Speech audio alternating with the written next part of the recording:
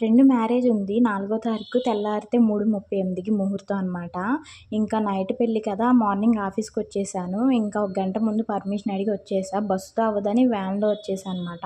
ఇంకా దాంతోపాటు ఇంటికాడ బయలుదేరి మండపానికి అయితే వచ్చేసి ఫస్ట్ రిసెప్షన్ జరిగిందనమాట. నైట్ ఎప్పుడో కదా పెళ్లి, ఇంకా దాని పెళ్లికి నైట్ అంతా ఉందామని డిసైడ్ అయ్యి వచ్చా. ఫ్రెండ్స్ ఎవ్వరు లేరు, నేను ఒక్కదాన్నే. పెళ్ళంతా అయ్యేసరికి ఎర్లీ మార్నింగ్ 5:25 అయింది. ఇంకా ఇంటికైతే స్టార్ట్ అయిపోయాను. ఇంటికెళ్ళి ఒక గంట పడుకుని మళ్ళీ ఇంకో ఫ్రెండ్ మ్యారేజ్ ఉంది, ఇంకా 8 కల్లా అక్కడికి వెళ్ళిపోయాను. నేను వెళ్ళేసరికి జీలకర్ర బెల్లం అయిపోయింది. అది 7:52కి అనమాట లగ్గం.